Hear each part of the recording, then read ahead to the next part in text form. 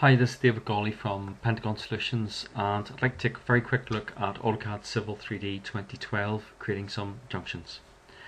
I have an existing ground in here, and I have some various horizontal geometry alignments, and I'm going to create a junction at these intersection points. You can see I've got my existing ground model in here, so on the vertical profile, and I've also added in my vertical curve. I have got my points roughly to where I want them to nip in, although the junction geometry wizard will calculate this for me. Over here I have my various assemblies and sub-assemblies pre-created, although the junction wizard will populate these in the drawing. I've just tweaked them beforehand to actually suit, and you can actually save this out as an XML file. So again, it's a very simple exercise, just more to show the wizard and a wee bit of advanced editing on cul-de-sacs. So I'm going to go to create junction, pick up my intersection point. I'll ask for my primary route, and the wee wizard comes up. So we can specify our junction name, etc. in there and give it a description. We can also specify whether the primary road crown is maintained or all crowns maintained. You can see as I change this, it will update on the graphic, but I'm happy enough with the primary road crown being maintained. Should pick up automatically my vertical curve geometry in there. If not, you can simply pick it from the list. We can look at offset parameters in here, so what's the width of the physical road, etc., and any parent alignments, and do we have a widening. We can also look at our corner radiuses. But again, I'm going to use the default values in here because I'm keen to show the cul-de-sac, and I'm simply going to hit next. I would always suggest that you do want to create a new corridor, and you need to target the existing surface, i.e. your daylights, for your cut and fill. In here I have my assemblies already predefined. Now what you can do, if I had these predefined, I could simply save this out as a set, saves out as an XML file, and saves out the drawing information in there for me. It's very good if you're doing wind farming, say, junctions, because the assemblies will be very different. But I'm happy enough with the ones in there, and I'm going to go create junction.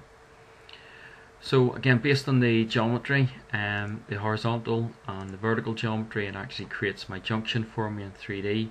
It is dynamic. I can tweak it, I can change it, I can change the radius, etc. in here, and obviously you'll get to see this in the 3D viewer as well. It's coming in coordinated as appropriate, asphalt and grass.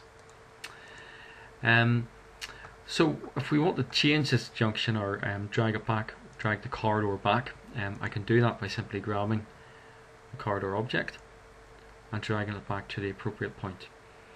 You will see that the ribbon, it's contextual, so it's turning green along the top because I picked up in the corridor properties, and I can simply drag that back. And because it's tied into the long section or the profile, it knows what profile to read, and it's reading off my vertical curve that I put on top of that profile. Again, typically in road design you wouldn't maybe start with the junction. This is just a quick exercise to demonstrate this, and I'm going to nip this back a wee bit further. So I've got a junction here, and I've got confidence that these two corridors will actually tie in. So again, I'll just let that rebuild. Okay, just refresh that screen. Okay, so I'm going to put another junction in here. So I'm going to go back into Home, Junctions, create my junction, the intersection point. I'm not even going to go next, I'm just going to say create junction because I know my geometry works. It's going to come out in as expected. And again, if I actually drag this along, because it's using the same vertical profile, and because it's using the same vertical curve in there, I can just simply use my O-snap, my O-track to get that to the correct chainage, and the geometry will simply tie in. Again, I'm just going to drag this back along here, very simply right to the end. So I'm building up my corridor models. I've started with my junctions, I've worked back. I can add in any turning lane geometry in here, etc. I can change it. As you've seen in my previous videos, it's all part of a dynamic model, but the purpose of this exercise is really to show how to build up some junction geometry and to look at the cul-de-sac. So I've got my cul-de-sac here. And I've simply just got some line work. It's an arc, and it's a point in here where I actually want to tie into my surface level. So for this, what I'm going to do is actually create some surface create a surface from the corridor. Okay, so I'm going to go into my corridor properties because I got selected. I'm simply going to go into surfaces. I'm going to add in my surface in here. We'll call this design A. I can pick my surface style. I'm happy enough with triangulate model, and I can pick it along my top or my crown. I can add in my corridor. It's going to be an interactive boundary, etc. in there. And as you know from surfaces, we can add in our slope markings or tadpoles, etc., as I would call them, and against that. Again, that's been shown in my other videos. Okay, let's hit OK now. So once that's in, I want to just nip in a quick annotation level at this point, because this is my back of my curve and this is what I'm going to use. So I'm going to go into annotate, add labels, look at my surface label in here. I'm going to say let's add a spot label, and against this surface, at this point here, pick it up. So it's a 107.472, that's fine, so I'm going to use that as a reference. Again, we can change this surface properties in here under right click. That's probably how I don't want it. I can say, you know, let's make that a bit tight at 0.1 and 0.5 meter contours. Again, so you can see the embankment, etc. in there. Okay, you can see my corridor model and my surface model as well. Okay, so from this cul-de-sac here, I'm going to create some alignment geometry. So I'm going to say alignment from objects. I'm going to pick up on it. You can see it's asking me to reverse my alignment. I'm happy enough for that. I'm going to call this cul-de-sac. I'm not worried about design criteria because it's just a cul-de-sac. So bear in mind that's 107.462. That's what I want to tie in against. So I'm going to create my vertical geometry up here. Create profile from surface. I've got my cul-de-sac. I can add in my existing ground. I can add my design if I want and draw ground profile. I'm just going to accept the defaults and add it in. And I'm simply going to start now by adding in my vertical curve. So I'm going to say my profile creation tools. I'm going to call this cul-de-sac VC. So I know it's my vertical curve or geometry. And I'm just going to have a look at drawing a simple curve of straights. Again, my other videos would go into this in more detail. And at this point I'm going to edit the geometry because I want to make sure it ties in, and that's why I put that level in there. There are different ways to do this. You could create a temporary surface, etc., but this one way I do it.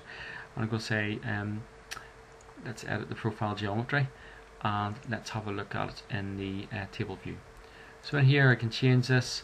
I can make it 107.462. I think the value was, again, 107.462, and we could lock that in, but I'm happy enough. So I've got my appropriate crossfall in here that I want, and happy enough that that will drain off.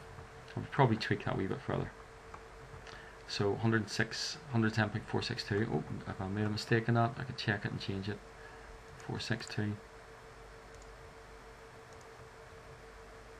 Yep, so that's fine. Okay, now I'm ready to create my cul-de-sac. So I've got my alignment here, and I'm going to use this as a target alignment. I know the vertical curves at the right geometry.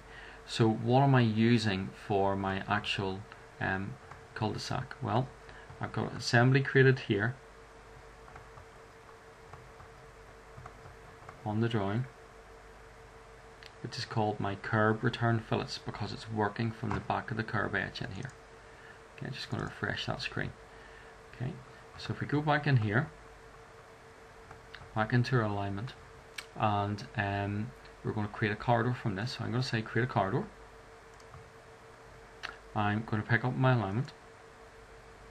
I'm going to pick up my vertical curve, cul-de-sac VC, and I'm going to pick up on my curb return fillets. And I just want to show you what happens when it goes wrong. I'm going to hit OK. So your cul-de-sac doesn't look as expected. And that's because we need to target this alignment here, and we need to change the frequency at this point. So if I go in my corridor properties, what I can do in here, if I look at my parameter information, I'm going to change my frequency. I'm going to keep this tight along the curves at 1 meter frequency points, although you can add them in by change points.